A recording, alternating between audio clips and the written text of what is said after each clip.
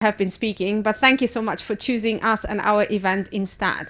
It's an absolute privilege to have you today with us for what's going to be a discovery kind of a trip, where we are going to try to investigate something that I think has been bothering many amongst us, namely the reason for which we see the so much of troubling surveys ahead of the European elections. But even more so, we've seen things that we, my generation especially, have been taking a little bit for granted. That the direction was the direction of democracy, that the direction was the direction of empowerment and participation that people could find through the existing institutions of deliberative and participatory democracy. So while we are thinking along these lines, I think that we are not asking just a simple question: how is it possible that the center-left, according to the predictions, is not doing that fine ahead of the European elections? But what are the underpinning problems for which the center-right is changing its course, and for which the radical right is rising and rising to the levels that we would never be able, never dare, and never would love to dare to imagine. This sort of transformation of the fabric of politics, the shifts of ideological terms, as also the shift of dividing lines in between the different political families, has not been a sort of a press-induced novelty. Now you see a lot messages around that, but it has been something that has been preoccupying us politically and intellectually here at the Foundation for the European Progressive Studies.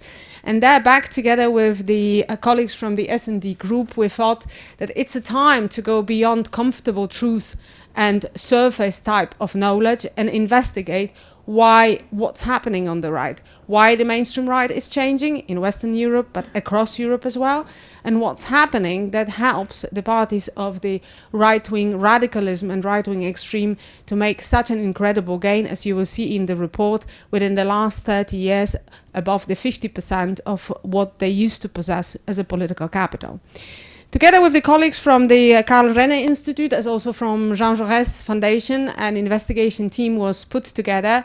I have to say that they faced a lot of detours, a lot of very heated debates, and as you will see also inside of this very impressive report, I think we call it a policy study, but it's very close to a very, very heavy book that I would rather sort of imagine being the only hand luggage one can take while flying with you.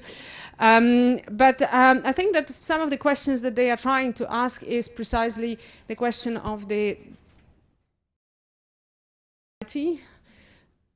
I'm getting an echo. Just when I was talking about the clarity, I think the echo kicked in.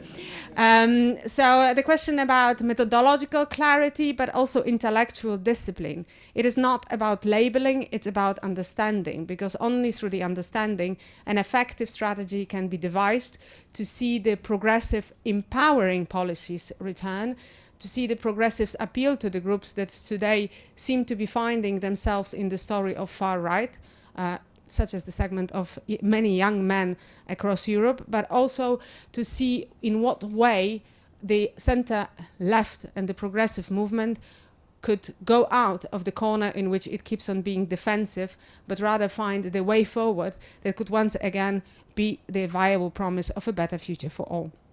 Now, this country case studies that are inside, I think, are illustrating for some general trends, but also they are giving a little bit of an insight to the specificities of the situation. Now, all of you who have been to social democratic debates, and I think there's a huge reference to the future of social democratic debates inside of that document as well, you've always have been coming to the point where you hear, well, we as social democrats from the country XYZ, we are very special, hence we cannot do it. Of course, there is a specificity, there is historical, cultural reasons, there's a geographical location, there's a socio-economic model, but there are certain trends that are common, and I think that today's discussion, as the opposite to the discussion that will be taking place in Vienna on Monday, are going to focus precisely on that. What is the European nature of the phenomena that they are dealing with? In that sense, I'm also very happy that we're going to hear about the UK example, because regardless of the borders being put in, we do consider this as a part of a broader European debate as such. Last but not least, what I would like to say about this report, which I think is an immense intellectual contribution to the discussion about how can we frame more in a secure, confident manner the future of social democracy is the fact that this report dives into uncomfortable truths. It busts a lot of myths that we have been having in the conversation, but it also gives a sense about what sort of a peril we might be facing on the European Union level. It's no longer the question of a simple protest or the opposition. I think those of you who have been following the news yesterday especially have been following what happened with the NatCon. I think I'm pronouncing that correctly. And I think that there is an argument to be made why these groups and these parties find themselves legitimate to be talking about themselves as the defenders of the freedom of speech, pluralism, and all the other values. I think it is an impressive sort of a phenomena, and in that sense I think that within the next European Parliament there will be a lot to ponder, and it is not going to be only the question of a different type of negotiations. It will be a different type of ideology, if you want, maybe not coherent, but as a story emerging on the other side. Now, I have taken liberty of talking for a very long time, but I hope that that was also covering all the technical glitches that we needed to have in the meantime, giving you a little bit of a prelude of what we're going to have. I know the topic is extremely heavy, so it's very difficult to sort of lighten that up in the afternoon, but I hope that when you see the agenda today, you're going to see that we didn't come here to complain and just offer one another shoulder to cry on, but we came rather to find the solutions, to find insights, and to leave this room relatively empowered with the ideas that we want to carry forward as a movement. As such, I would like to introduce to you Cristóbal Rovira Kaltwasser, who is the professor at the Institute of Political Science at Catholic University of Chile, who has gone through a number of incredibly important institutions such as Humboldt University, Nuffield College at Oxford, and it was our privileged position to be able to count on him to deliver the leadership, but also to help us frame this particular question, as also to coordinate this incredibly huge and important report. He is going to give you some sort of further cliffhangers, following which we are going to hear the lecture from a keynote speaker. After that, there is going to be a time for the roundtables, where we will be hoping to pick your brains, so please don't leave. And then there's going to be a spectacular grand finale, which I promise you are going to get really excited about having participated in this conference, which I'm hoping that is going to give a lot of impulses, encouragement, and energy to go forward. Now, Cristóbal, the floor is yours. Please join me here on stage. Thank you very much. And I think that deserves applause because it's a hard topic to deal with.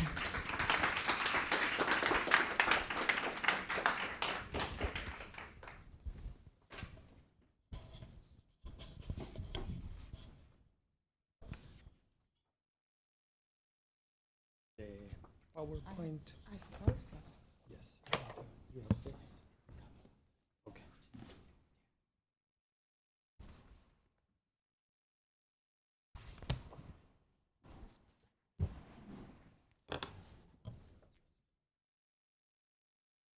Yes. There's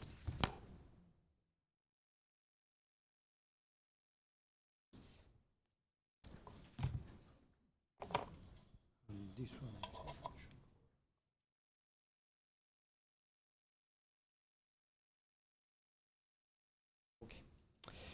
Excellent. Thank you very much for the invitation. It's a pleasure for me being here. Many thanks in particular to Matteo because he has been coordinating this project. And for me, it's a pleasure being today here in Brussels, coming from Santiago de Chile. You might think, why the hell you need to bring someone from so far away to talk about something in Europe? But to my defense, I have been following European politics since a while. I still collaborate with many colleagues and friends here in Europe. And much of my research in the last few years have been about the transformation of the mainstream right. So, in fact, I've been collaborating with Tim Bale. He's also there. He will talk later, in which we produce an edited volume about the transformation of the mainstream right in Europe. And I suppose that's one of the reasons why the Foundation approached me. What I'm going to talk today, it's mainly about the study that you have seen here. And this is a collaborated effort. So we have collected data for several European countries. We have supply side data, we have demand side data, and we also have like 6 case studies. These are the cases of Austria, France, Germany, Poland, Spain, and Sweden. And today, of course, I don't have time to present everything. I will just try to provide you some empirical illustrations about the arguments and also which are the main arguments of this report. About the structure of today, I'm going to tell you something very brief about concepts. What do we mean by mainstream right? And why do I think that it's important to make studies about that? Secondly, I will present some empirical evidence about the evolutions of different mainstream right party families, also in comparison to social democracy. And then I will present some empirical illustrations of the report. The first part is about the supply side. So which are the political ideas that different party families are offering in Western Europe? And then about the demand side. This is mainly public opinion surveys showing you who are those who support and reject the different party families. And finally, some concluding remarks with some observations about the main ideas and arguments of the project. So let's start then with the first part, and this is about some concepts and theory. So the first aspect that I want to mention here, it's something that maybe might sound stupid. You cannot have a democratic systems if you don't have democrats. And the way in which we understand that normally is asking the people whether they support a democratic regime or not. And I think this is relevant. Of course, we need, like, the electorate believes in democracy. But as important as the normal people, the voters, are the elites. If the elite doesn't believe that democracy is the best regime, of course, we're in deep troubles. This is an argument that it's important also in academic terms, and we know from historical analysis, from empirical analysis, that the success of democracy in Western Europe is deeply related to the emergence of strong mainstream right parties. This might sound awkward talking to the Social Democratic Party family, in which we assume that post-war democracy is because of the success of social democracy, and this is to a certain extent true. But we don't have to forget as well that the success of the liberal democratic regime is deeply related to Christian Democratic Party family and also to the Conservative Party family. And I'm just putting here two examples, the famous book of Tony Ziblatt, in which he argues from a historical perspective about the role of Conservative Party families in bolstering liberal democracy, and similar arguments have been made by Jan Werner Müller. More importantly, if you think about the contemporary situation, we know that the process of democratic backsliding is deeply related to the behavior of elites. And if you just travel to the US, probably you understand that pretty well.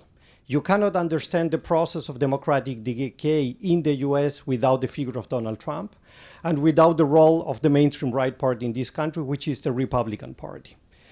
So the key question then is whether Europe might experience a similar situation to the one of the US today, and this is the reason why we are talking today, and this is why I want to bring some clarity into that sort of question. To do that, the first thing that we need to do is to present some conceptual clarifications. When we talk about the right-wing versus the left-wing distinction, I think the normal way in which we approach that in comparative politics is the classic work of Bobbio, who argues that the right-wing ideas are based on the basic premise that inequalities are natural and outside of the purview of the state. Which means if you're a right-wing, you will think that there are inequalities and there is nothing much, or we shouldn't do too much to confront them.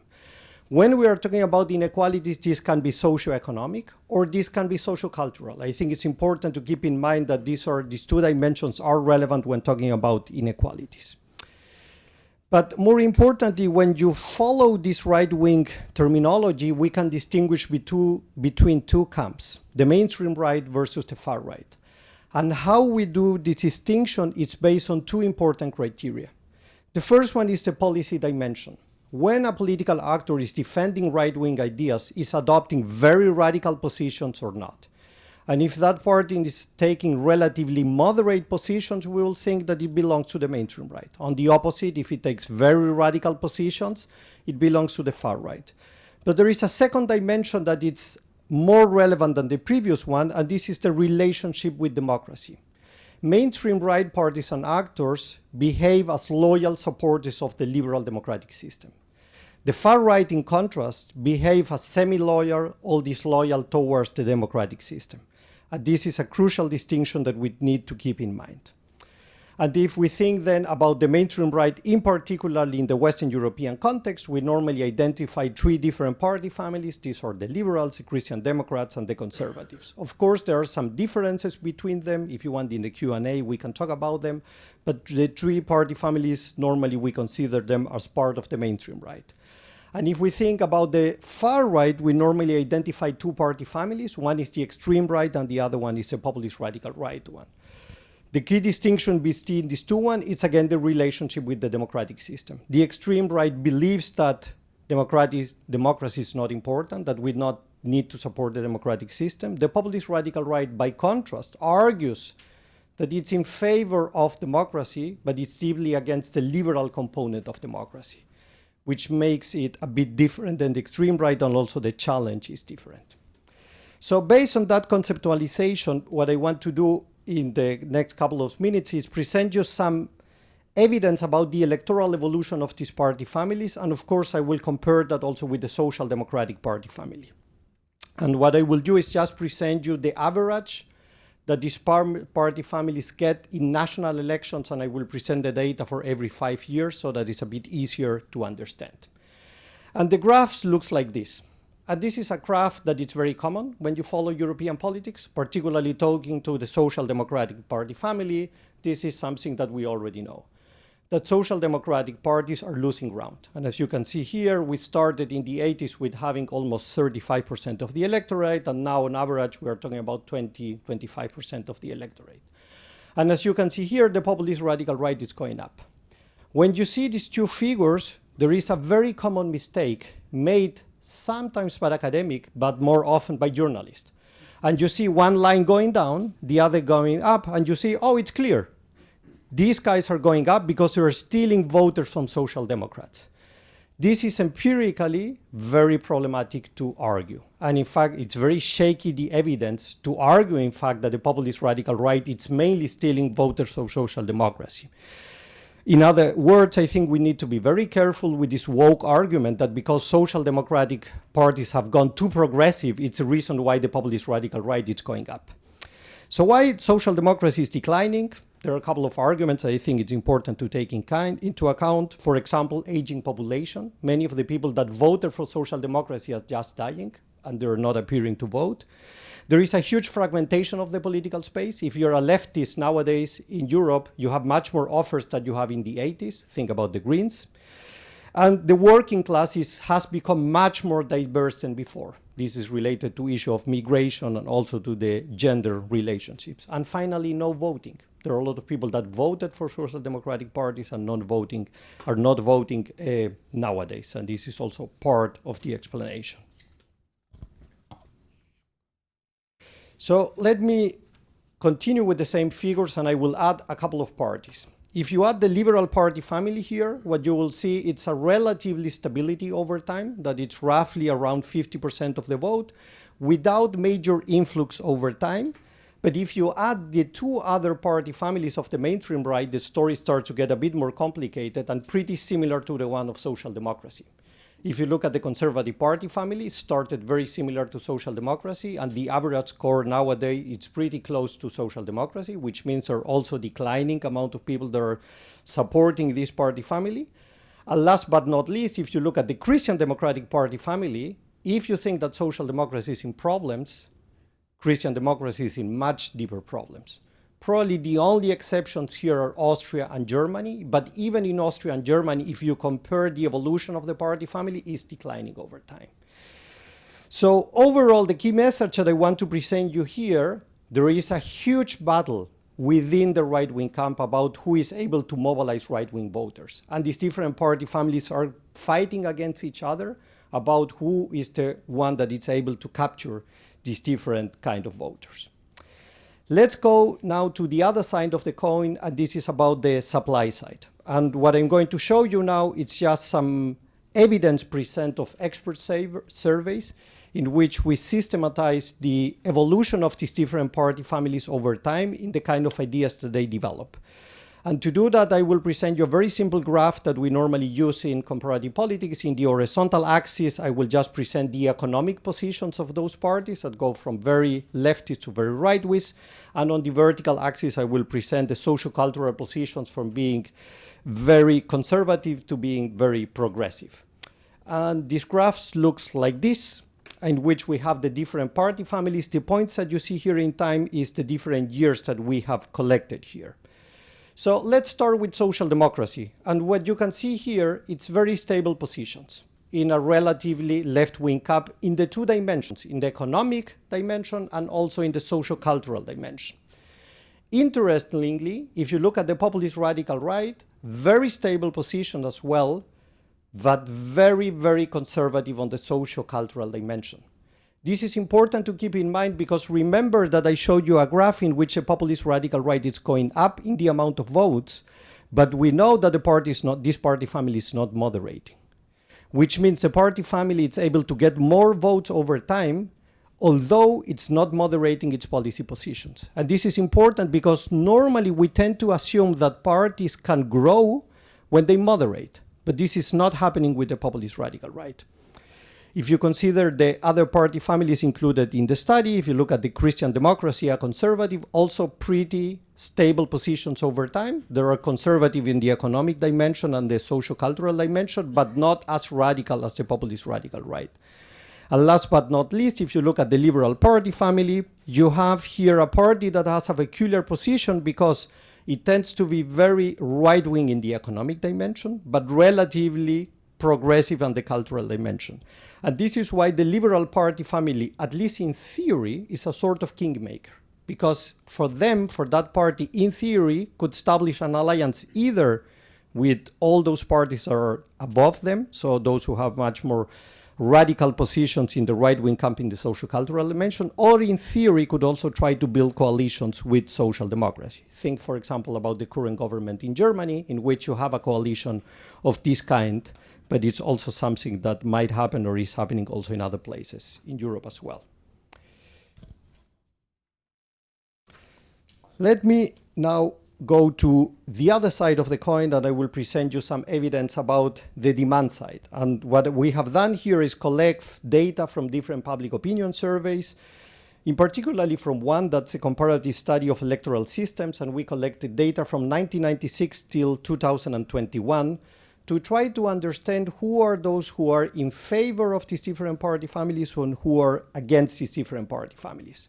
The questions that we use here, it's a very simple one, in which we ask the people to position themselves in a scale of likability. So how much do you like or dislike a party in a scale that's grown from 0 to 10, as you can see here. And what we have done here in the empirical analysis is just to add those who say that position a party between 0 to 4, and we say that these are the people that are rejecting this party family. And we add the values from 6 to 10, and these are the people that we consider that support a political family. Remember here that this is not about voting for a political party, that this is as a scale that measures how much do you like or dislike a political party, which is different than the values that I presented at the beginning. This is the behavior of people. So how much do you vote for a party or not? This is how much do you like or dislike a different party family. And the data that we collected shows the following. If you look here, you have one line that is relatively stable above, and this is social democracy. And as you can see, on average, 60% of Europeans say that they support this party family. Despite the fact, do you remember the graph that I presented at the beginning, that the amount of people that vote for the party family goes down. But the amount of people that like the party family, it's relatively high and relatively stable.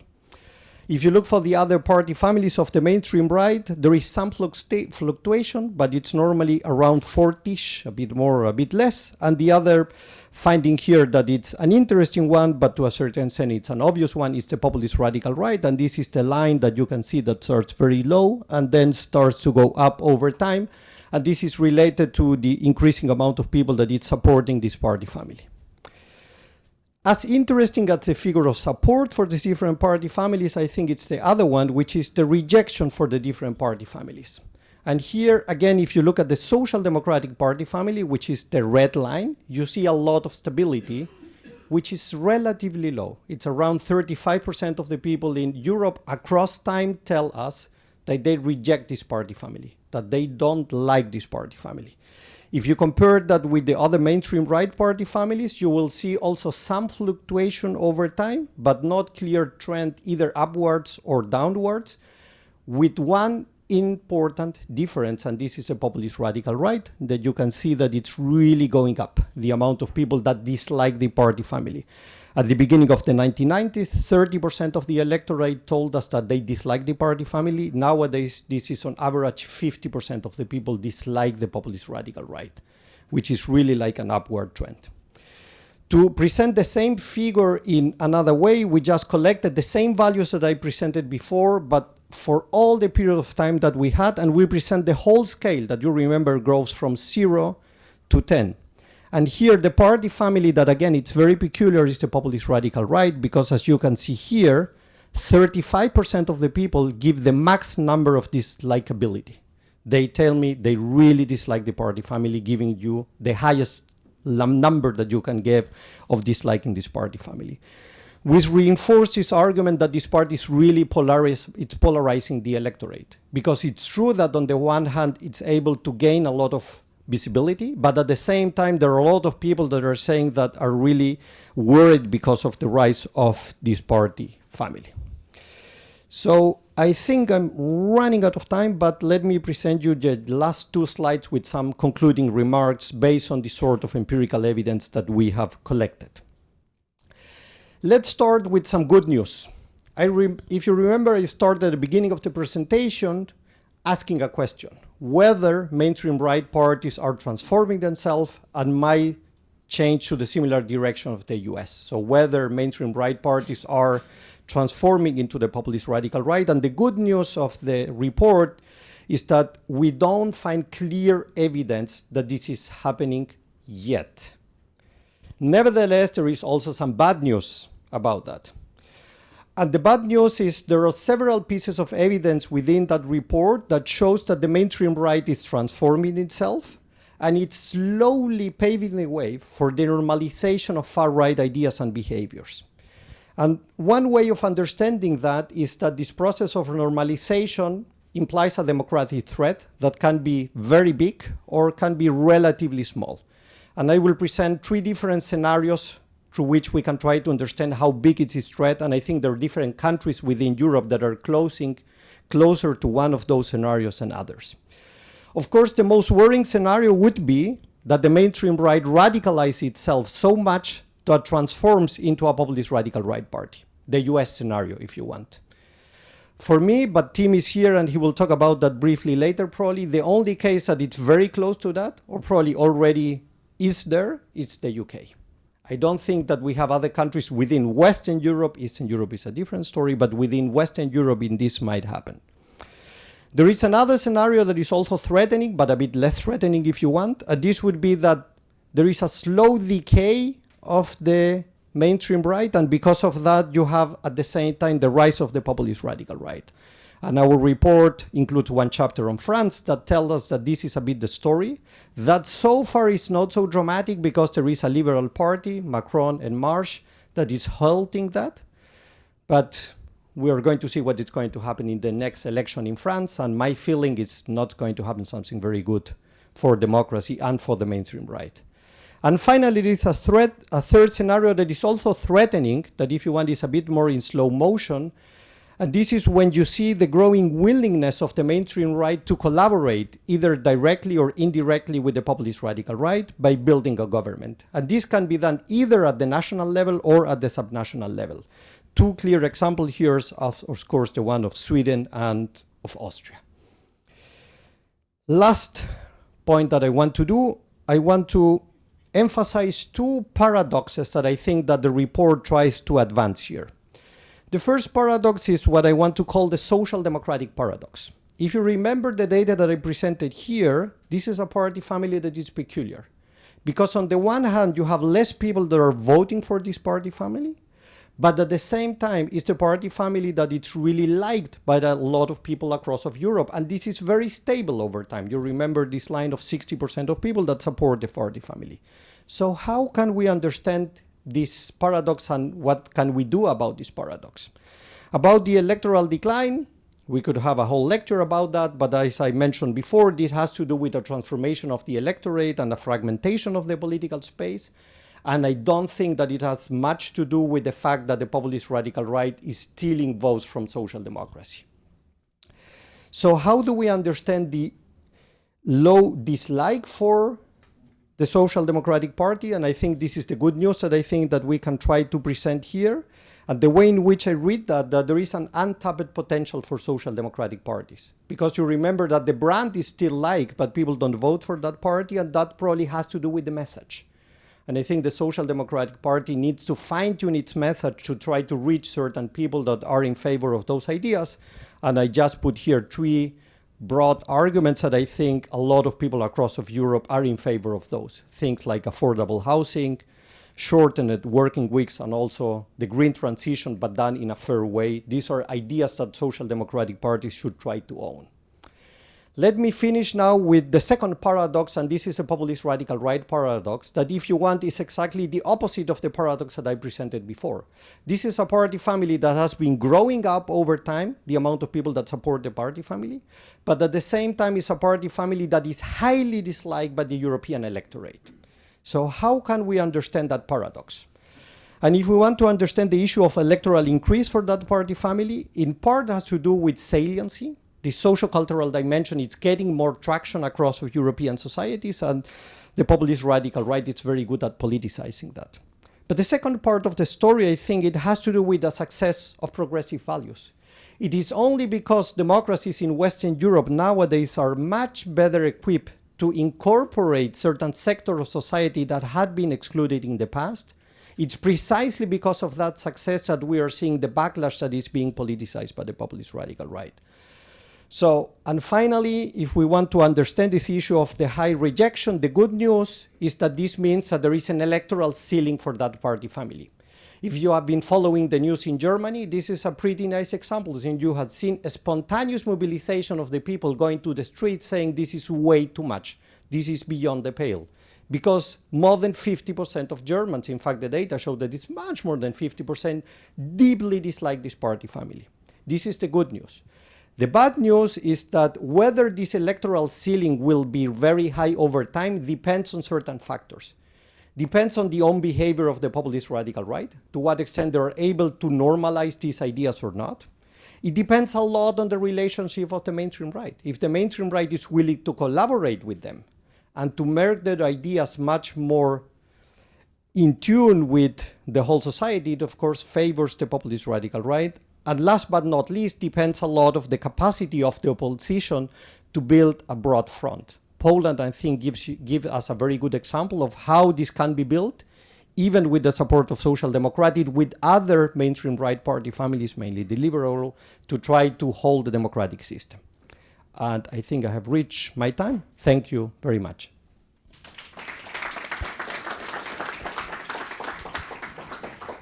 Thank you very much, Cristóbal. I think, this is a bit of a snapshot of what you can find inside of the very rich publication.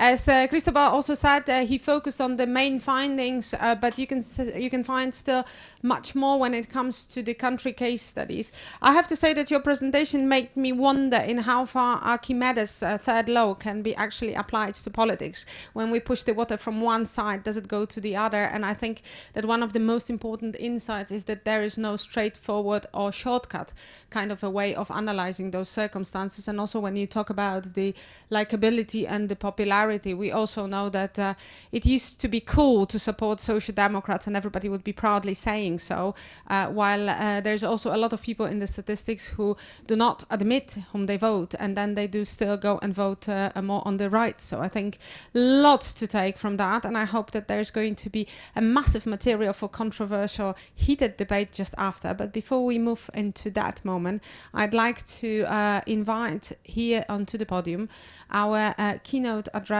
and a lecture, Prime Minister, former Speaker of the House, currently member of the European Parliament, an architect of Polish accession to the European Union, which I do have to mention because it's exactly 20 years and Poland has been a little bit of a bad student. But with Poland, it seems to be the way that when things get really, really dark, like during financial crisis or democracy, Poland gets to surprise you. And while the report is mentioning the 6 country case studies, one of them being Poland, and it mentions the very sort of difficult to classify findings out of that, I think that there is no better person in Europe than Włodzimierz Cimoszewicz to explain to us what really happened. It's really a privilege to have you with us.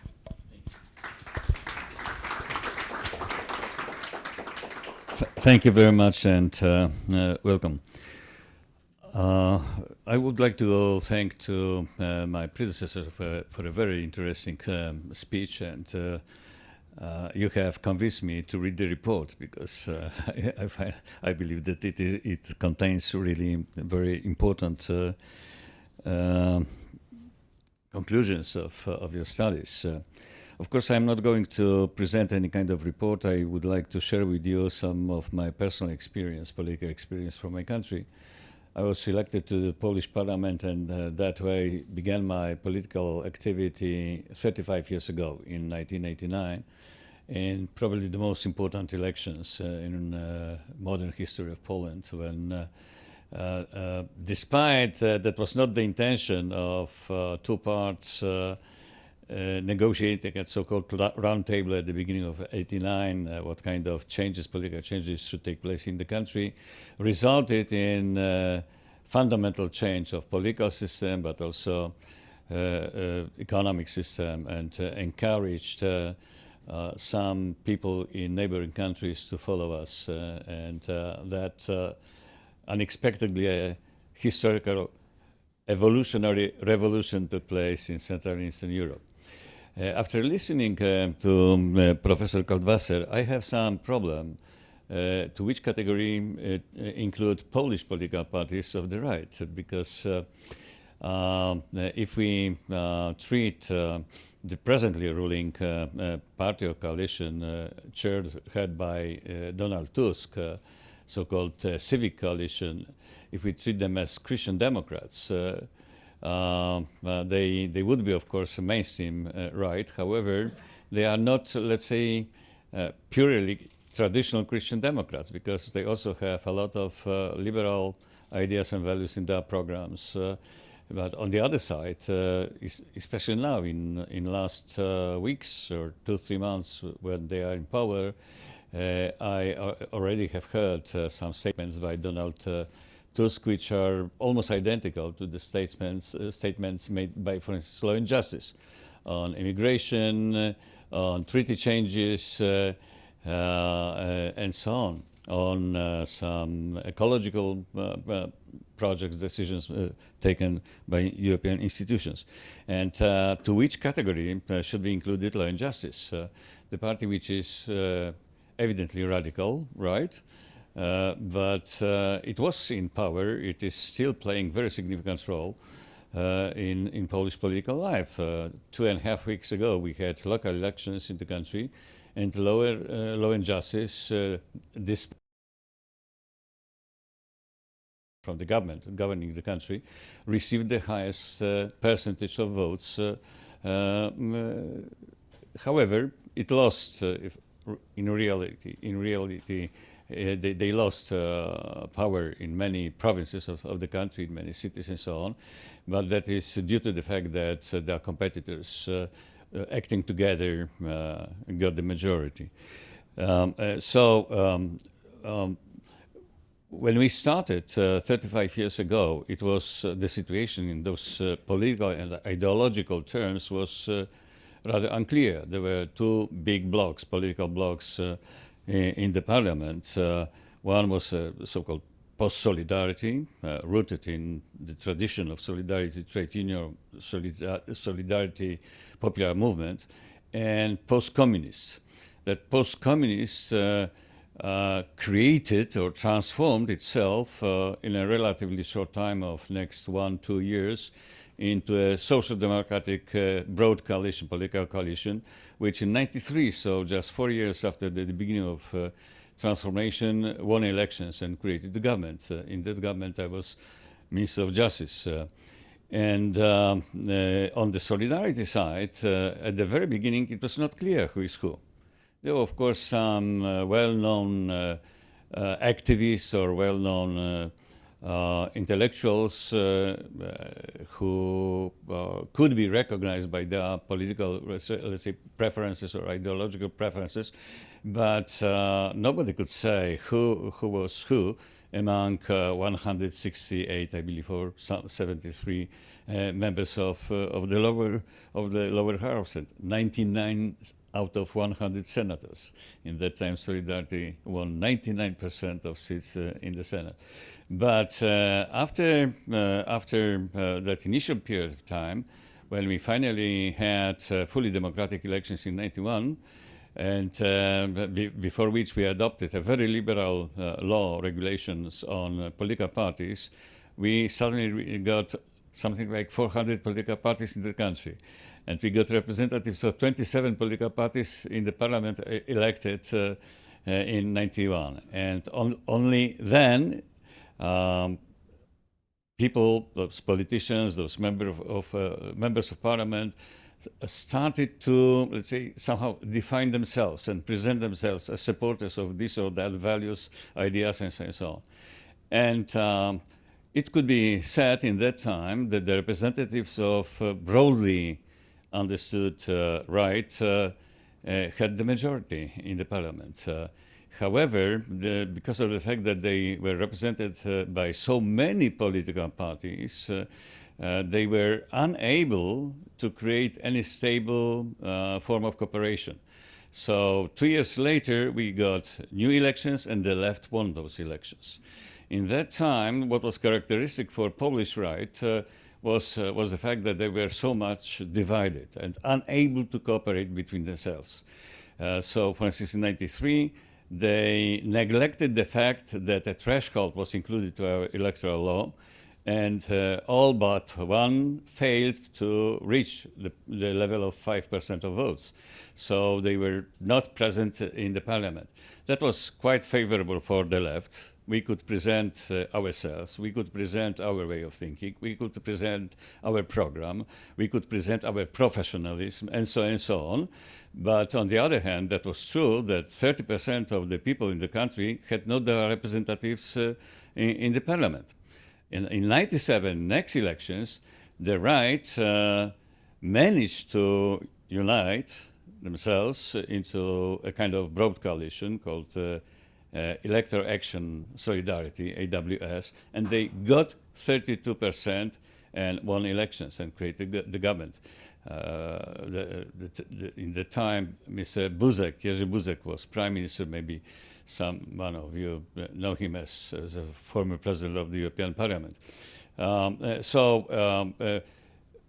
All those figures I'm presenting to you show that there was always quite strong support, and not only just sympathy, but also support confirmed by votes for the right. And there were various, let's say, tendencies, various streams of the right. Some of them were, let's say, more moderate, some more radical.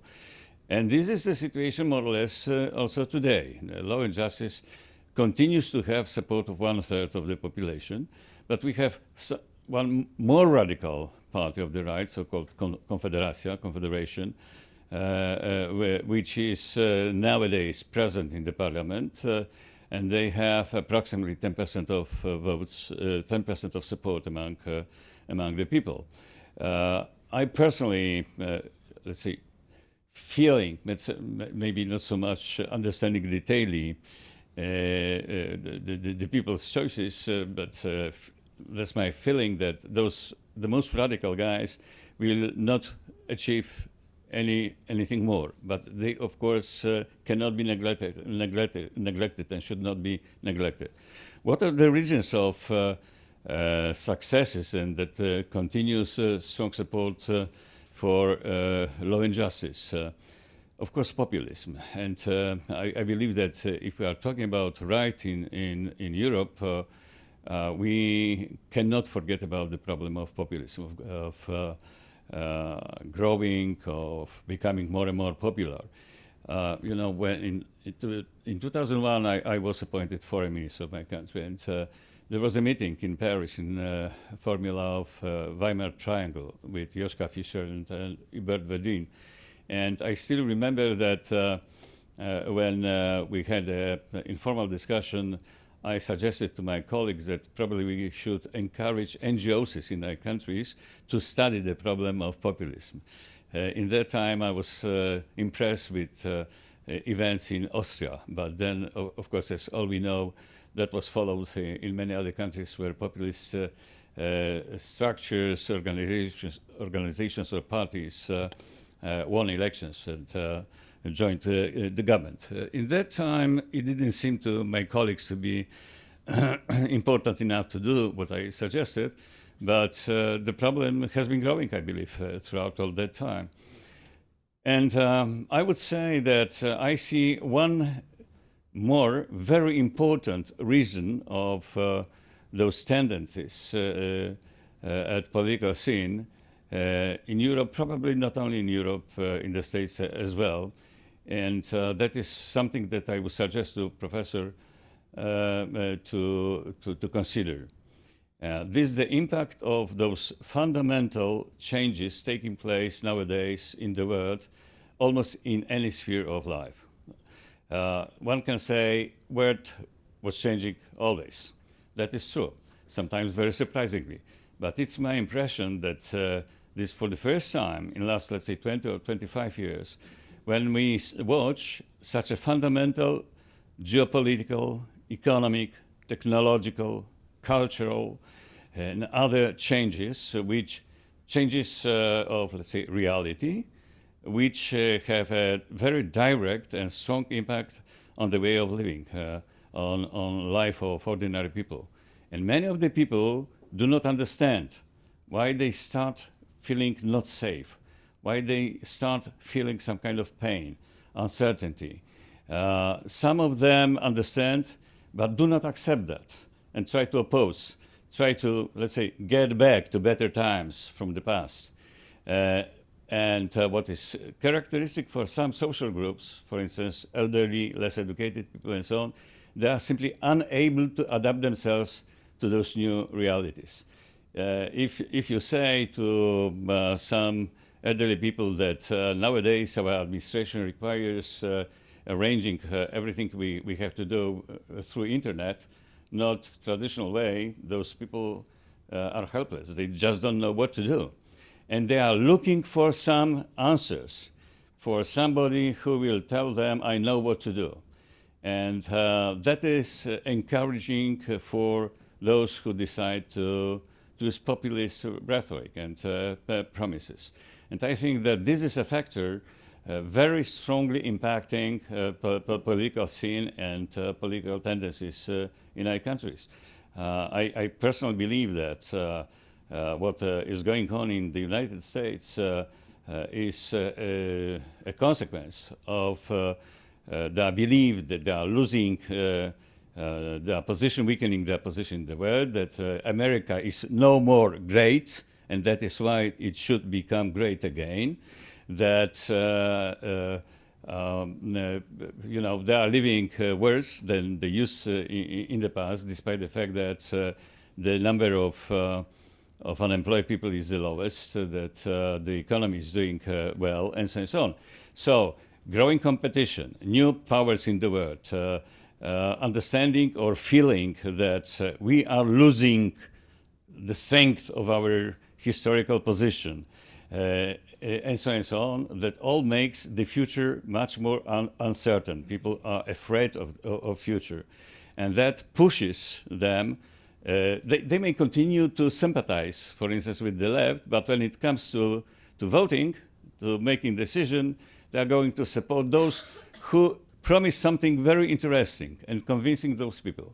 If we add to that that phenomenon that was studied by this parliament some years in last years. I was deputy chair of the special committee dealing with foreign interference with our political systems. If we add to that all of the pathologies of the new technologies of communication, internet, if we use to that intentional intervening, intentional disinformation, misinformation, and so on by well-known third countries, which are very much interested in destabilizing our political situation, in weakening democracy, and so on, we have a kind of mixture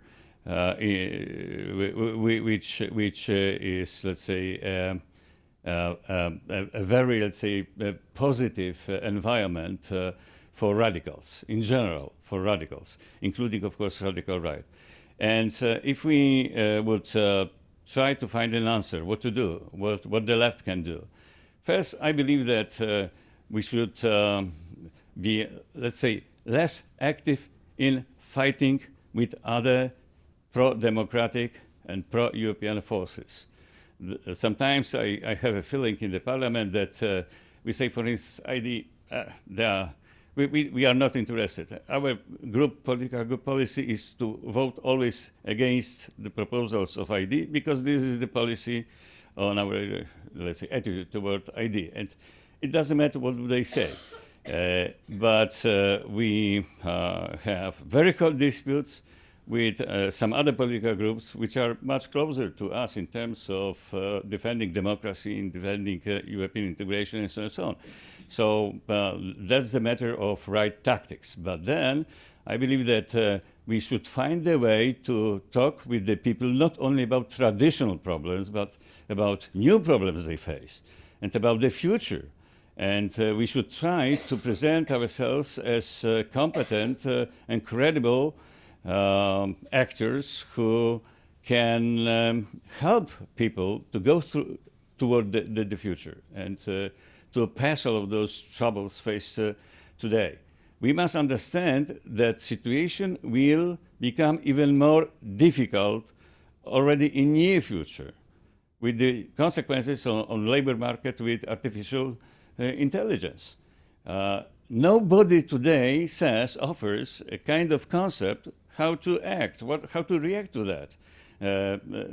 I mean, there are probably some academics, some writers, some intellectuals who say something, but this is not an element of the program of, for instance, of the left in Europe. Almost nobody talks about that, at least in my country, nobody. So I believe that this is the way, a fair way, first to demonstrate our abilities, our ability to imagine the future, and our understanding how should we behave, what should we do. And that's the way to fight for, to look for people's support confidently expressed in the way they are voting in incoming elections. Thank you very much.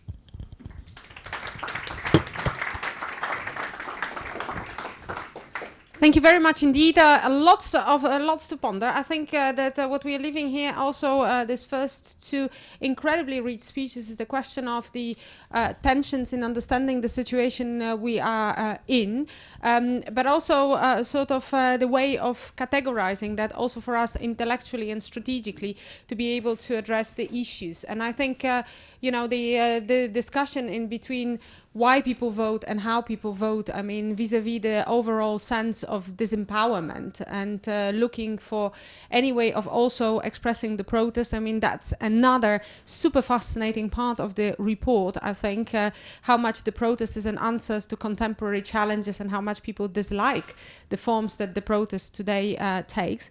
I'm not going to take any more of your time because it's an excellent panel just before of us, but by moving to giving the floor to Matteo Dressler, who is the policy analyst for democracy and participation at FEPS, I'd like to just simply say that we at FEPS owe him a massive gratitude for being the captain of this project, if you want to say, from the inception as such. Having worked together with splendid colleagues at the Renner-Institut, I've seen Gerhard March here, coming directly from Vienna, as also colleagues from the other organizations that have been behind Roman Bernstein, and also I've seen Kováts, who had been also instrumental to getting this project off the ground.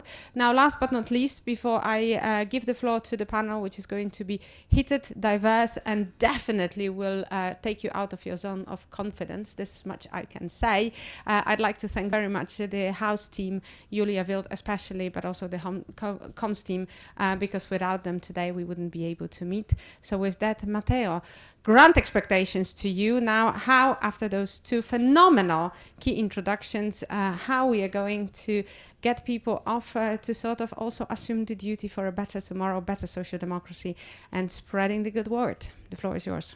Thank you. I have this mic. Okay. All right. Yes, thank you for this introduction. And let's get right to it. I would like to invite to the panel 4 distinguished speakers with whom we will discuss some more of the aspects and insights that this study was able to provide, and even go beyond it. And with us today we have Luciano Bardi, president of the Observatory on Political Parties and Representation of the University of Pisa, who also happens to be a big expert actually on the EPP, the European Political Party here in Brussels, which we haven't focused that much on in the report as the group in the parliament. Then with us today we also have Eszter Kováts, the assistant professor at the University of Vienna, who's also worked for a long time for the Friedrich Ebert Foundation in Hungary, and is also a Hungarian citizen herself. We have with us Tim Bale, professor of politics at the Queen Mary University of London, whose name has already been mentioned as one of the key experts also on looking at the trajectories and transformation of the center-right. And again, I would also ask Mr. Kaltwasser, Cristóbal, to join us here. And indeed, we want to come to the solutions that were promised by my colleague Ania just a minute ago, but maybe before we do that, let's maybe discuss some of the bad news that were shared by Cristóbal in some more detail. So one of the main arguments that was made or that we found is that whereas mainstream center-right parties in Western Europe are maybe not challenging liberal democracy, they are at risk at normalizing some of that far-right rhetoric which is on the rise across the continent. And with those distinguished speakers, I would like to understand that phenomena a little bit more in detail. So what are we really looking at? How does this really work, this process of normalization? Why is it so dangerous?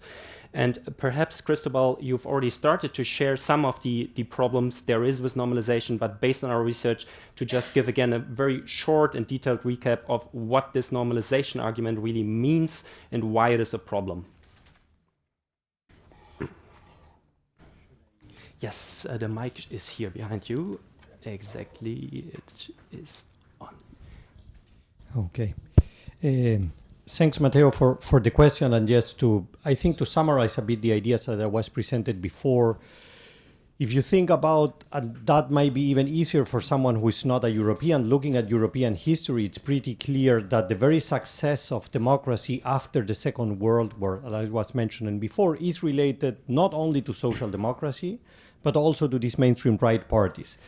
The problem nowadays is that we are so obsessed with studying the populist radical right that we have forgotten about the role that the mainstream right plays in bolstering liberal democracy. And my impression is that what is happening in many countries is that these mainstream right parties are adopting some of the ideas of the populist radical right, and through that process they are normalizing certain behaviors and ideas that are problematic. And here I think the paradox that I were presented before about the votes that they get, I think it's important to consider. And I think the UK is a clear, an excellent example. If you think about UKIP party, to quote Donald Trump, it's a total loser in the amount of votes that it gets. But it's extremely successful in changing the whole policy agenda of the country. So you have a party that in terms of the votes that the party had, it was completely irrelevant. but it was deeply successful because it convinced the mainstream right party, the Conservative Party, a faction of that party at least, to follow that sort of trajectory. And this is exactly what I think that it's dangerous. And the other problem, it's not only the very transformation of the mainstream right, it's also that these mainstream right parties, and this is one of the things that we try to point out in our studies, they have different factions within them. And there are factions that are pretty moderate and liberal, but there are factions that are very radical. And the struggle between these different factions, I think it's very important to keep in mind, because it depends on who wins the battle between these factions, how these parties are going to defend in the future. And I think a common mistake sometimes is that even the liberal faction of the mainstream right thinks that they can establish a coalition with the other ones because they're going to win the battle. Think about the US. You're familiar probably with a guy called John McCain, who was senator of the US, who we normally consider a Democrat because he was fighting against Donald Trump. But we forget that it was precisely John McCain, when he was competing as president of the country, that decided to invite Sarah Palin as the VP, because he thought, I'm going to invite them, we are going to win the election, and we control the system. What happened, in fact, was that he lost the election, and the Republican Party nowadays transformed into a far-right party because the other faction was the one that won the battle. And I think this is precisely the things that worries me a lot, that I think in Europe it's probably not happening yet, but it might happen in a near future, and the UK here is the best example. Thank you for these insights. I would like to move to Professor Bardi. Something we haven't looked at in our study is the kind of political realm that we have here in Brussels, the European Parliament. You being an expert and having published a couple of books on the European People's Party here, my question to you is, from the analysis you've done in the past, do you see any kind of radicalization trajectory here in the European People's Party in Brussels over the last 10, 20 years, but also more shortly in the last 5 years? Some of you who work maybe in the Brussels bubble might remember these kind of more heated debates, arguments around segments of the Green Deal being attempts to vote them down in coalition between European People's Party and ECR, ID, some of these things. Do you see that as a process of radicalization, or is it just on occasion that these things happen? An assessment would be great on that. Thank you, Matteo. Actually, the second book is still in the making, so I think this is a good wish on your part. Well, in the last 20 plus years, the EPP has undergone a very deep transformation. Started with the entry into the party of the Spanish delegation. Then this process was reinforced when the UK Conservatives joined. And it was, I would say, brought to the extremes after enlargements. The enlargements in 2004 and subsequently. This has diluted, in a way that was unimaginable 25 years ago, the Christian democratic nature, original character of the EPP. I took a quick look yesterday. I don't think more than 30% of all EPP members of the European Parliament can be considered as Christian Democrats. So this is a momentous change. And as a result of this process, there has been a change in the attitude of the EPP as a party. It's certainly more pro-market than it was in the past. And I think the most important thing, it is a bit more nationally oriented, less federalist than the original Christian democratic ideology made for it. So this is certainly one important change. And this, I think, may have had two effects in terms of the radicalization, not so much of the EPP, but of the EP party system. In that, the absence of Christian democratic parties in some countries has facilitated the entry into the EPP of radicalized right-wing parties. I mean, Fidesz is the example everybody knows. In this particular case, the damage was limited because eventually the EPP came to its senses and Orban was forced out.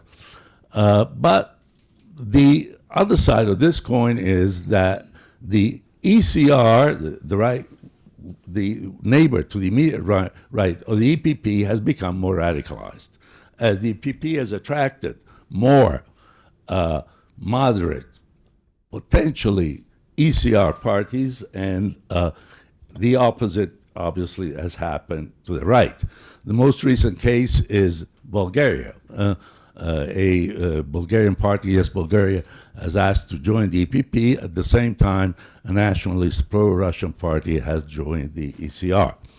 Okay, so I think that as a result of this, the problem is for the EPP is more finding suitable allies on the right than certainly becoming themselves more radicalized. So in the long term, I haven't seen a real radicalization of the EPP, but only increasing mainstream conservatism, okay?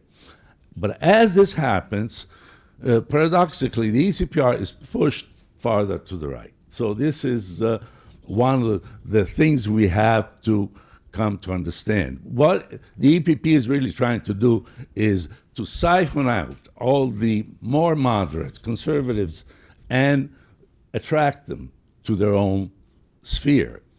This would make it more and more difficult, if it is successful, for the ECR to become an organic ally of the EPP. This is the way I've seen it. At one point, there was an idea. During our research, we have spoken to EPP officials several times. There was an idea to try and attract, to move to the right, move the party to the right itself. But then the strategy has prevailed to do the opposite, to attract conservatives into the EPP. Very briefly, because I think I've already used up my time. Yes. In the shorter term, I haven't really seen much more. The one thing that I found very significant was the decision in 2018 for the EPP to vote against the transnational party list. And it was not, I'm not saying that in itself it was a radical right move. It was justified in terms of the difficulties and the technicalities associated with Brexit, to the reallocation of the British seats in the EP.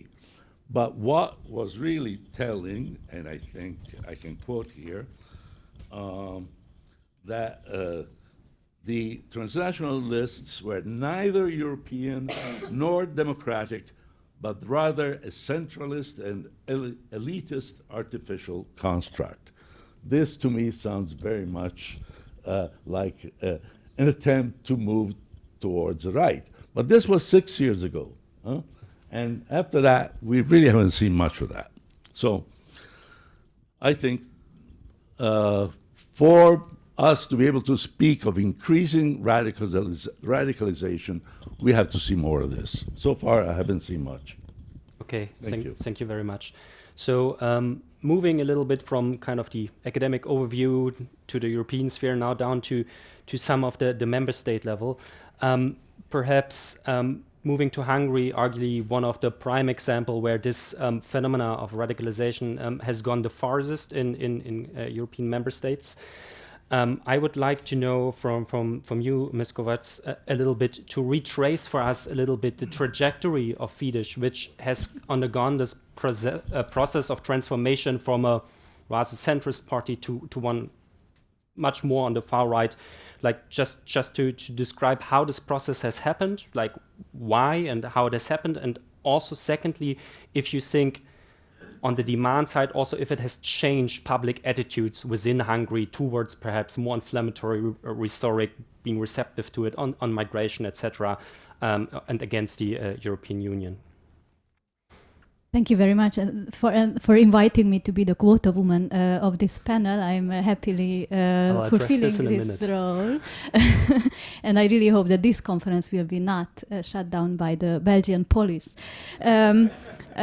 I have several frustrations, and one of those is that Fidesz is often in the West either demonized or treated as harmless, like either underestimated or treated as a fascist, and sometimes the same person or the same actor treats it both ways. And we should decide, and I think in many ways the situation is worse, and not only for Hungarians but for all Europe, but in many ways it's like there is a historical mood around it which doesn't help reflection and also looking into us and us social democrats, I would say, what we could do probably better.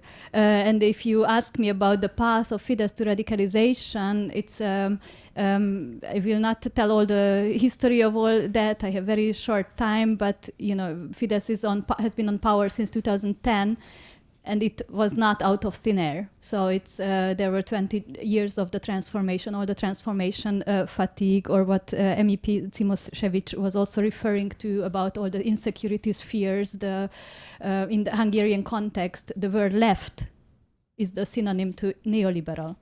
Because the coalition of liberals and social democrats implemented all the austerity policies in those 8 years before Fidesz came to power. One could list a lot of more things. It's just that it's not without context that Fidesz radical entry into the political sphere, or re-entry 2010, was welcome. And I will not recall all the developments. I'm sure everybody knows about how the media landscape has changed in Hungary, how the Fidesz filled all the independent positions by Fidesz loyals, from the chief prosecutor to the constitutional court, how the electoral law was changed. So I know that everybody knows it by now, how the playing field is uneven, and it's very difficult to enter for politicians, and it's very costly. You have to really be a psychopath to want to enter into opposition politics. I can't find any other motivation, because it's personally, it asks too much of you and your family and your life, because you are so much attacked. But that's the maximum I can have on understanding for the Hungarian opposition. As for, so what I'm more interested in is this, why it functions. So, okay, there were reasons why they came on power 2010, but okay, they have been on power for 14 years. Stupid Hungarians could have already came to their minds that probably this was not the best idea to have them. And obviously one of the reasons is that power is power, so they have all the resources, they have the 2/3 majority, they could cement their power, and there is the huge propaganda machinery going on. So that's, it's okay. So this is one part of the answer, but I think very often the opposition, also the social democrats, are ready with okay, that explains everything. People are brainwashed, or Fidesz is just grabbing the power. But I think we need also to see some of the things where they deliver. I mean, it's very often said, right-wing populists, they are just demagogues, but when they get to power, they don't do anything. They prove that they are not able to govern. Well, look to Hungary. So they, and not only on the symbolic sense that Fidesz gave back this "make Hungary great again" idea, like this small Eastern European looked down country is now a geopolitical force, okay. But also the family policy is extremely popular.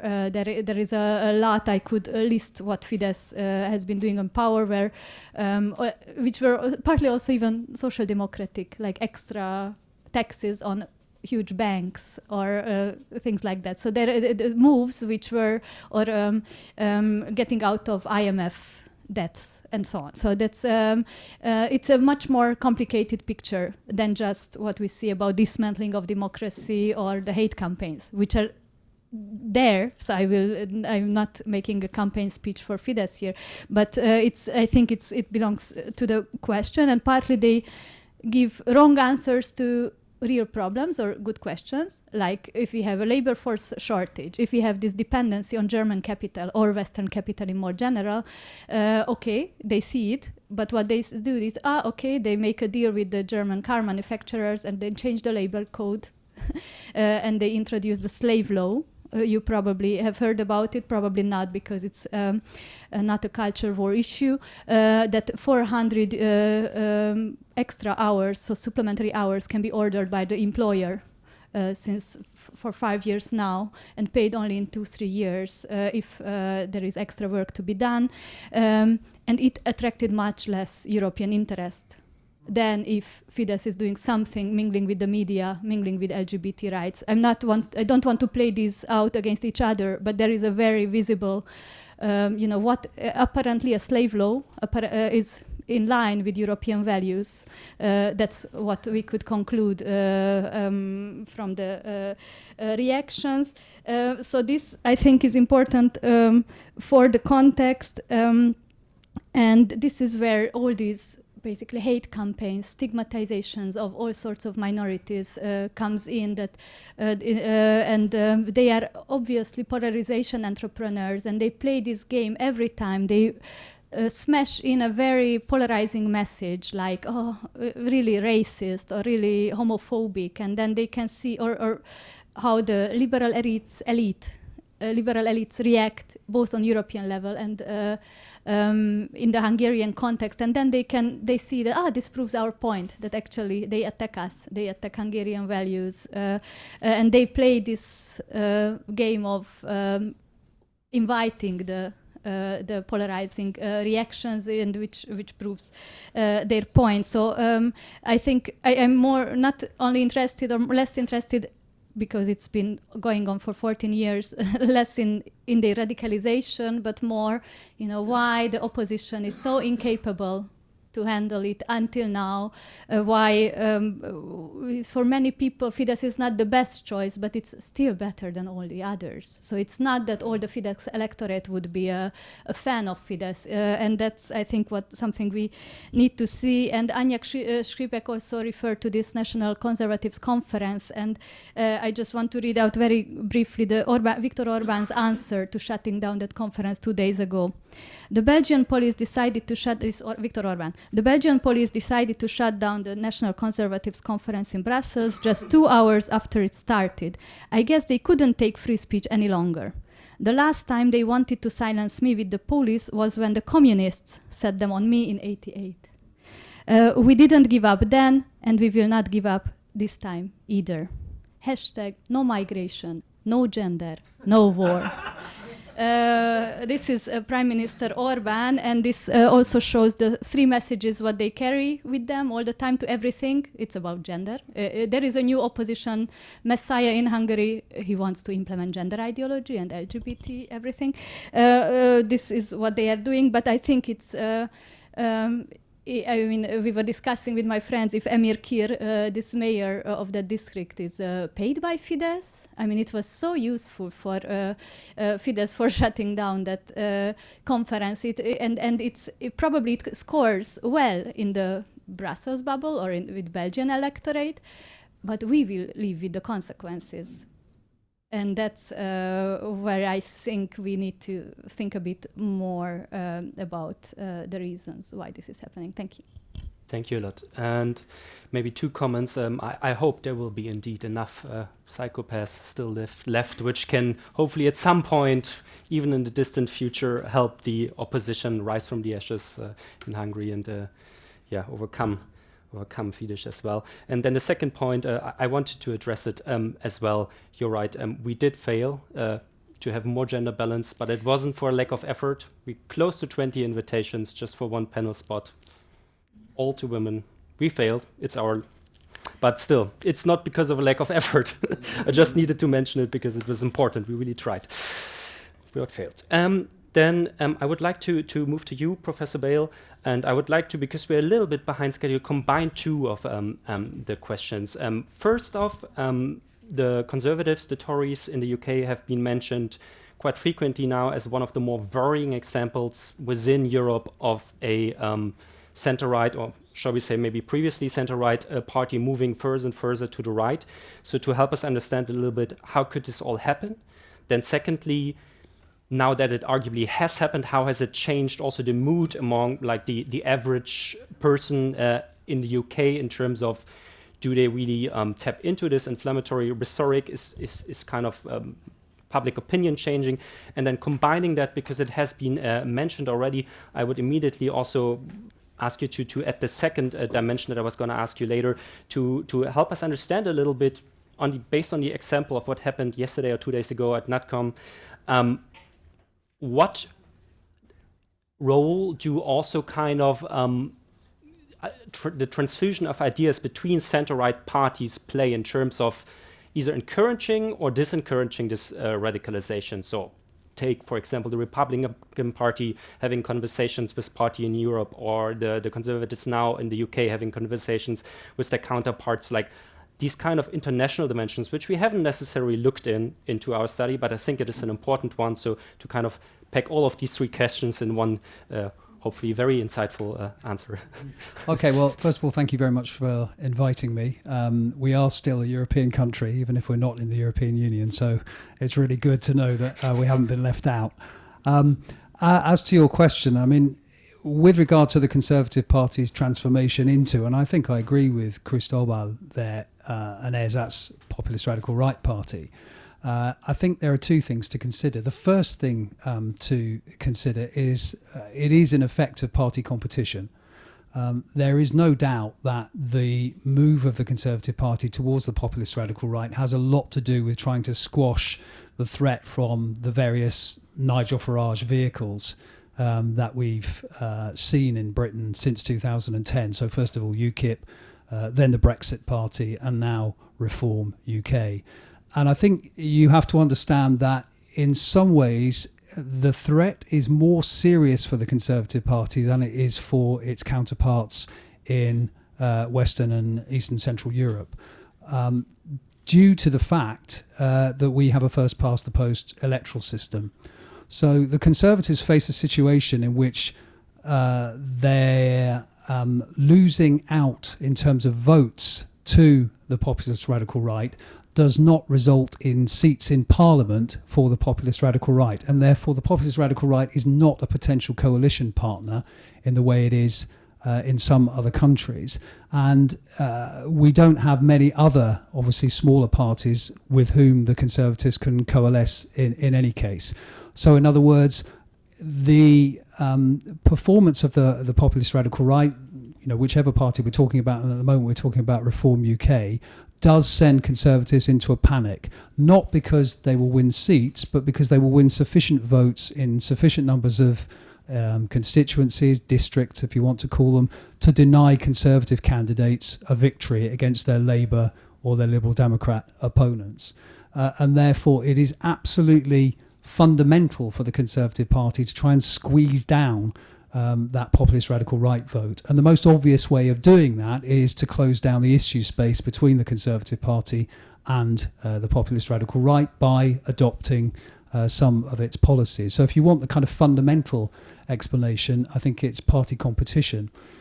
I think it's also important, however, and this is the second thing, to see the Conservative Party not just as, if you like, a kind of formal institution, but also as an ecosystem, if you like, in which what I call the party in the media, in other words, the people who produce the op-eds, columns, who edit newspapers, who edit outlets like GB News, our new kind of right-wing streaming platform, and who own those newspapers, are very much part and parcel of the party. They're just as important as the party in Parliament, as the party in central office, and the party at the grassroots. And indeed, all those parts of the party interact with each other, I think, to help produce the situation that we have now. So I'll give you an example. It is increasingly the case, partly because I think of the growth of social media, that certain MPs see a route to fame and fortune, and possibly also progress within the party itself, through making attention-grabbing, very often quite populist, very often quite radical right-wing statements. Now that, I think, has to some extent moved the grassroots in that direction, and you can certainly see if you do studies of the membership, which we do. We have a membership that is now, I think, far less centrist in both senses than it used to be in the past. That then has an impact again on the parliamentary party, because of the way that the leadership is now elected. The grassroots have the final say in the party leadership competition, and therefore that encourages any MP, and there are many of them who have ambitions to leadership, to say and do things which will gain applause from the grassroots membership, and therefore they are encouraged, if you like, to move towards a more populist radical right vision of the country, and they're encouraged to do so by those very same newspapers and those very same media outlets that I was talking about earlier, because they are the ones that have an influence on the grassroots. So unless you understand this sort of total system, if you like, of the party, this ecosystem, you can't understand that, if you like, self-radicalisation of the Conservative Party. And unless you also understand the, the personal ambitions of some of the people at the top who wish to lead the party, you can't understand them at all. So I think, it's party competition, plus it's the way that the party is constructed and works. Now that sounds all very complicated, so we'll move on swiftly to the NatCon question.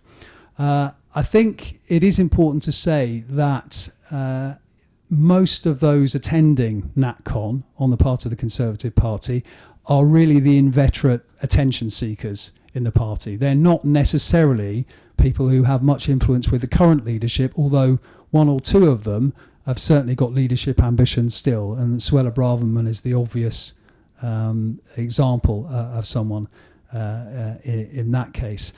I mean, I think in terms of the interaction on the part of the various parties involved, it isn't generally at a kind of institutional or formal level. It's more at the level of, if you like, lesson drawing and imitation. I think clearly for some centre-right politicians, and I would include those in the UK, there is a degree of admiration for populist strongmen politicians who seem to do well electorally. Viktor Orban is one example. Donald Trump, although he of course lost the election last time around, is another. And I think there is a sense in which, particularly perhaps in the UK's case, they look across the Atlantic and think that they can learn something from Donald Trump. It is true to say that actually UK politicians really know nothing and aren't very interested in Europe, but they're absolutely obsessed with US politics. Not just on the right, I mean, on the left as well. I mean, unless you've watched every single episode of The West Wing, it's impossible to be a Labour politician in the UK. Now, I think, however, there is a degree of naivety, if you like, in all this. I think politicians very often forget that actually they're operating in very different systems. President Trump has succeeded in a presidential system, whereas we have a parliamentary system in most countries in Europe. And I think Viktor Orban, because of the way the Hungarian constitution works, and because he's had time to do it, has been able to remove some of the kind of checks and balances and been able to control the media in ways that I think would be rather more difficult to do in some other European countries. So while I see your point, and I think it is a worrying trend that these people are kind of getting together, I think we oughtn't to be too worried that the lessons that they are able to draw from each other will necessarily work in very different systems. Okay, thanks a lot. I think these were a lot of great insights, and they kicked us off also to this kind of international dimension, which I would like to also ask again to you, Luciano. Now we are facing the European elections, of course. It's now, 6 weeks ahead. And my question to you is a little bit, because you've provided a bit of the grand picture, the trends for the last 20 years, but specifically in this election, do you also see some worrying signs? You said earlier, not that much, but do you see some worrying signs that center-right parties in these election campaigns also might choose topics, types of rhetoric that might indicate that they are kind of trying a little bit too hard to imitate far-right parties to kind of gain their voters? Have you kind of observed some of that? This would be my question to you. Well, European elections are very complicated elections, so this is a very complicated question to answer.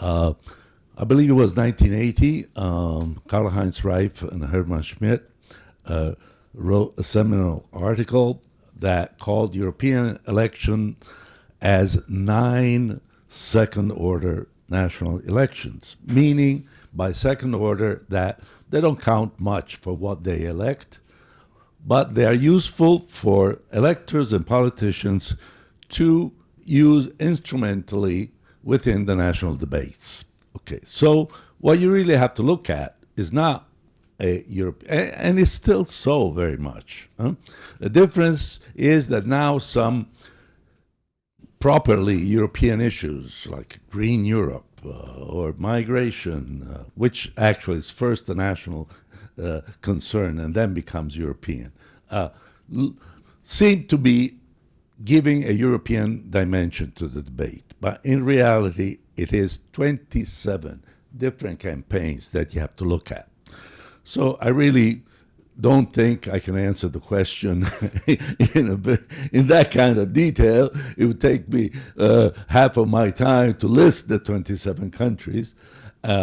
What I can say here that in terms of topics, like I already said, Green Europe with its implications for agriculture and the remuneration of farmers. The last time I was here in Brussels, the city was full of farmers who were protesting in the streets.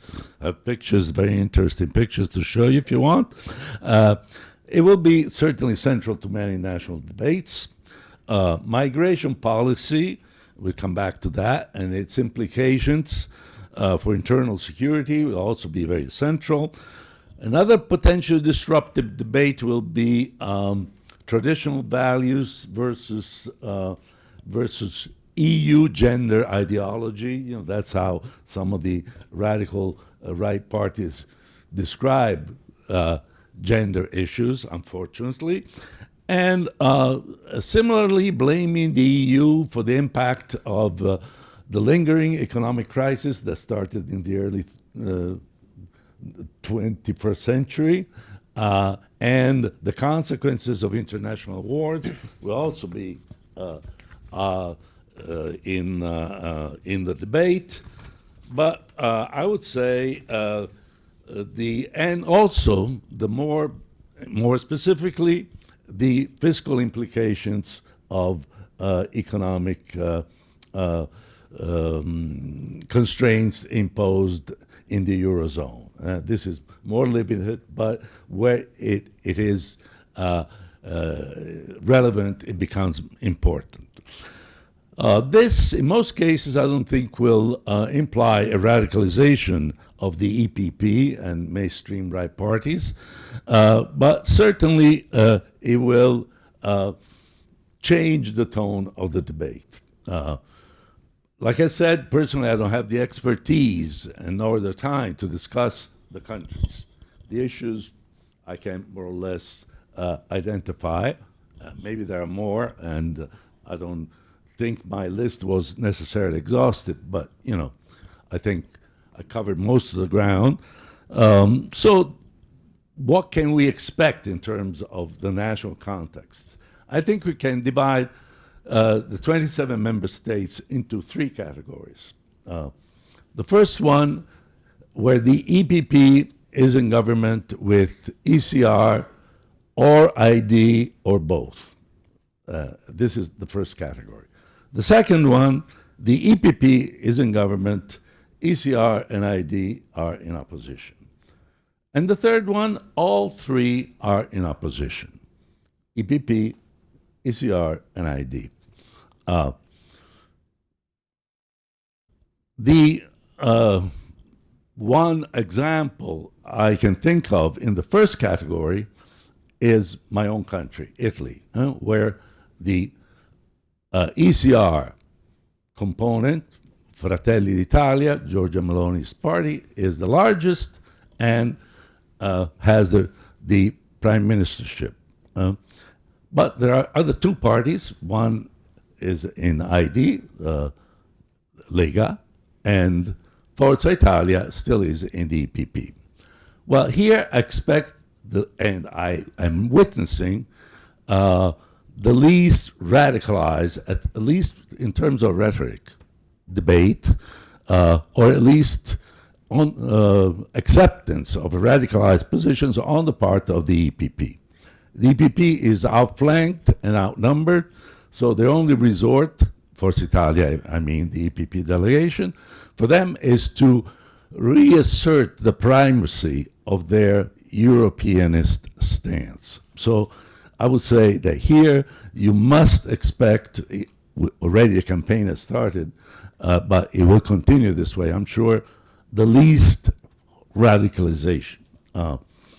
In the number two categories, I think, and I can include Belgium, then also France in a way, Ireland. The EPP parties will come under attack, but in Ireland, the radicalized right is not as strong and prominent as in other parties. And in France, there has been the cordon sanitaire. As we were told before, so far it has worked, and I think it will continue. And I don't see Macron going anywhere to accommodate that kind of narrative into the debate. So we're left to the third case, all three in opposition. Now, the only case here is Germany, and the evidence is contrary to the expectation, or at least what I expect to happen. And what I've seen, but also in the attitudes of German members of the EPP I've spoken to. Okay, a couple of years ago, they were toying with the idea of moving themselves and the whole EPP to the right. That has faded. We don't see it anymore. We don't hear it anymore. The opposite strategy, as I already mentioned, replace this idea. I was approached, you're talking about the second book, there could have been a third one, by some EPP officials who wanted to find common roots between European Christian democracy and phalangist and fascist parties, believe it or not, okay? So this was only a year and a half ago, to tell you how far some members of the EPP had gone. Now, obviously, this is no longer in the agenda. And so the German case only tells me that in order to have a proper assessment of what is happening and predict what might happen, you need someone who has a knowledge of the idiosyncratic aspects of each national debate. So next time you'll have to invite 27 people. I'll do my best. And not only a few. Let me see if I have answered all of your questions. Yeah, I think so. Okay. Okay. Yeah, we'll see if we manage with a panel of 27. Yeah. Okay. It might be slightly difficult. Before we come to the solutions part and the Q&A, one more question to you, Eszter. It was already mentioned, kind of this threat of one of the policy fields where we might see a backlash, which is usually kind of a topic of far-right parties, and you're specifically focusing on Central Eastern Europe, which is gender backlash, so kind of the idea of providing counter moves to more progressive ideas of gender policy, politics, gender equality more general. So my question to you is, if you see risks on that dimension of gender, of being that this backlash is not only driven by the far right, which we know, especially in Central Eastern Europe, but if it might be a topic that is also adopted by center-right parties to maybe tap into some more conservative voter potential. And my hunch here, but you'll know that much better, is that there might be big differences also, again, regionally in Europe. But yeah, that would be great to hear. Yes, I would definitely not say that it's in Central Europe or predominantly in Eastern Europe. You also mentioned Italy, or in many countries it's a very big thing. And if you follow the debates of today, probably, or those who are living under a stone, probably think that when they attack gender, they only mean the trans and queer issues, because this is which is now very much discussed in the recent days. But it has a much longer history, which I will not say. And in different contexts, they mean something different. In Hungary, it's even homosexuality among the four walls at home is already a sign of gender ideology. In other countries, it's violence against women, like Vox is very much politicizing that under the name of gender ideology. So there are a lot of things. But again, I will answer your question in a minute. These are reactions, so it's not coming in a vacuum. It's not that the progressive forces are progressing and then there are those people who want to hold that normal and desirable progress back, but the progressive agenda is changing and has been changing a lot in the last 10 years. And and if you propose, and it's only in a descriptive sense, if you propose radical ideas, then there will be a stronger backlash. I mean, I'm not against radical ideas at all. I would like to have more housing policies, for instance, coming from the left, which is a radically challenging private property ideas. But it's just on a descriptive level. If you are radical, then probably there will be a radical backlash. But it's not even only... I think in the social democracy or in the progressive side, we tend to frame it as there is one unified progressive camp, and then there are those right-wingers who attack that. Just if you think about the debates in the coalition in Spain, PSOE and Podemos, it was not that easy. Or Sweden adopted a gender self-identification law yesterday, Germany last Friday. Huge debates, and not only from AfD. So it's feminists, liberals, a lot of others are also part of the debate. So I think we make it easy for us if we frame it that only the right-wing forces jump on that. But I think, and I think it can also come in the next campaign. So all these parties, also the Chega from Portugal is active in this field. In France, it is a lot debated, but also in a much broader context, like woke and cancel culture. So it's now in the same package, but I think that's again, and the conservative parties are also jumping in. CDU is very prominent, or CSU both, like in Germany, the gender just language, gendergerechte Sprache is now not only attacked by the far right, but also by CDU, CSU. So I think it's partly, yes, scoring with the conservative electorate, but I think we also need to ask the question, I mean, if we conceptualize radicalizing, the term radicalization as adopting more conservative positions, it's also that our idea of conservatism has probably also changed, that probably it's an increasingly positions which used to be, I don't know, something else is now framed as conservative or far right, and now we identify them like, if you think that biological sex is something which we should stick to in certain policy areas, then now it is, oh, you are defending a far right ideology, which is in many progressive circles the view. So I think, in Germany, the Christian Democrats are for a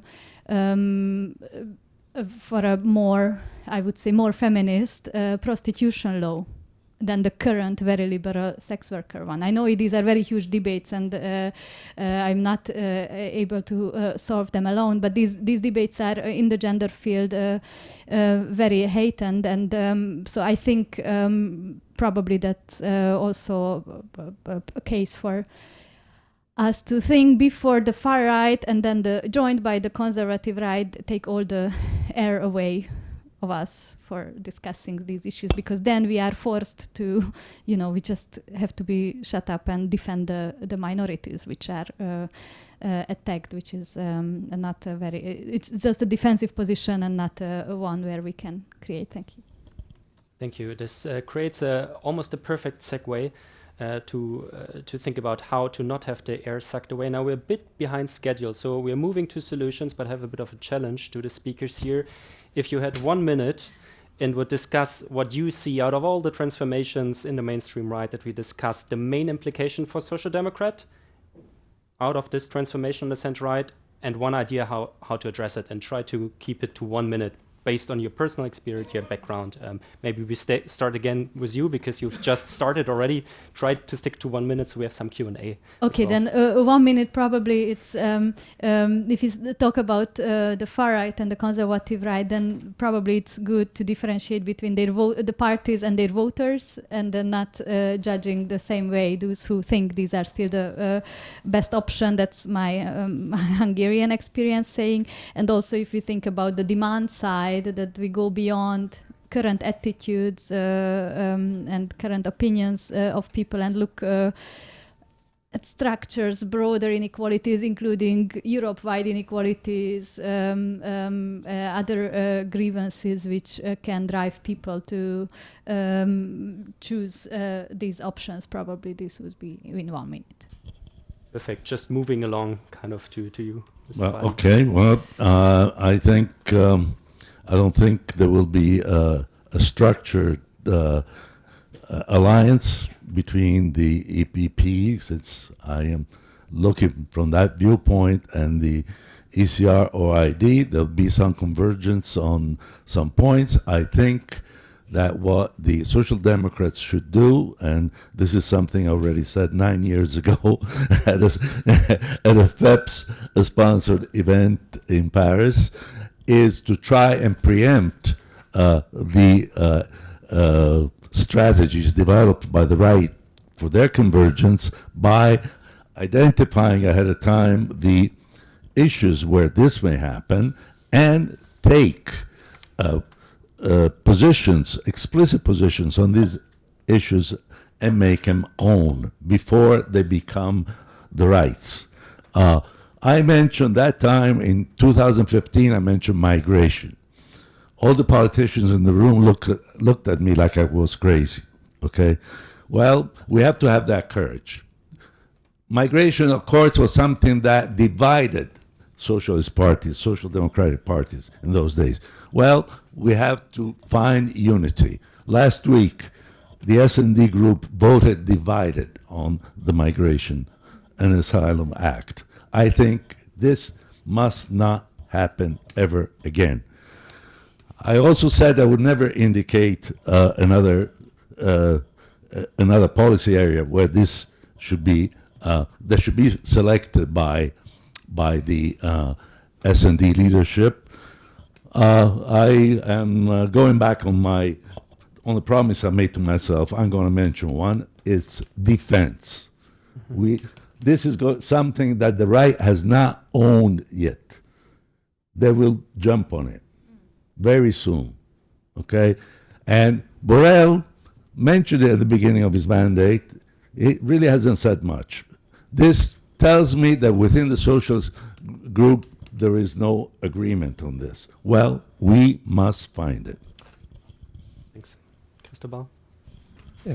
Very short, 2 points. The first one is following a bit on the report and what you have been debating. I think we need to monitor the mainstream right nature of mainstream right parties. It's just wrong to assume that these parties will continue to be mainstream their whole life.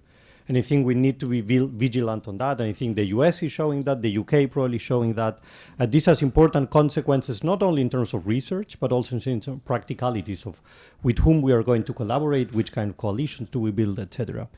And the second, in terms of solutions, I think we need to provide much better analysis about this rejection toward the populist radical right. I think one of the mistakes that we do, progressives, but also the media, is we just focus on the populist radical right that assume that everybody is in favor of that. There were elections in Portugal. Journalists called me and say, can you explain the success of Chega? Chega got 15% of the vote. Probably if I run a survey in Portugal, will tell me that more than 50% of Portuguese people hate the party. And you want me to write something on the success of Chega? I need to write something on why so many people are against that party. And I think what we, from a progressive standpoint, need to do is to understand who are all those who are against those that are supporting the far right. And by doing this research, what we will realize that some of them are progressives, but some of them are not necessarily progressives.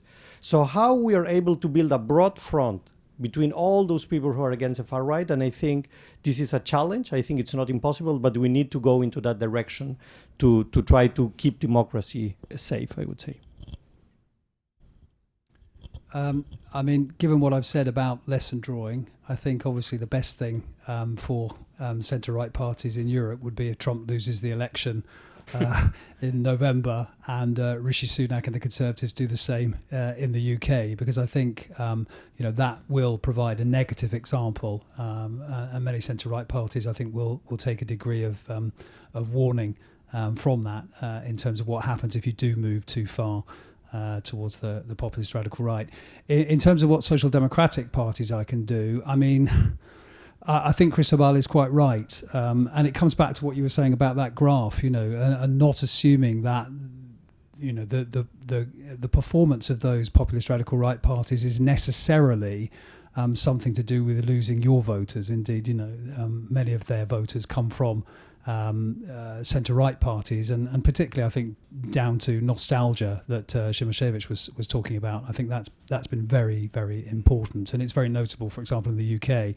That age and education are by far the biggest indicators of people's willingness to vote for the right in general, but also the populist radical right. But I'll finish with a kind of footballing analogy, although you probably shouldn't take anything from that, given what Arsenal and Manchester City did last night. But I think we can get so obsessed with the populist radical right that we actually focus on it too much, to the extent that actually we as progressives forget that in the end it's what we can come up with, the narratives that we can form, and the inspiration that we can give to voters that is important. So to use a footballing analogy, obviously you have to take account of what your opposition might do to you, but in the end you have to have a game plan of your own. Perfect. That's a perfect concluding remark.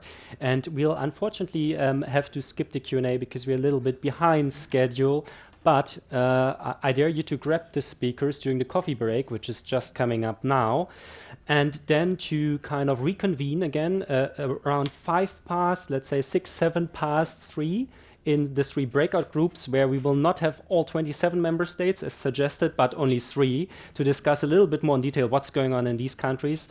If you want to hear more about France, then you can go back to the boardroom, which is all the way back there, where we'll discuss with Claude Riddell, who is the spokesperson of the PS in France and also the author of the study, the French case. If you want to learn more about Germany, it will be here in the kitchen area together with Cristóbal and Julia Feldman here at the S&D Group. And then if you want to hear more about Spain, you can stay here in this room to discuss that. So now you have about 7 minutes to grab a coffee and then reconvene. Thank you very much.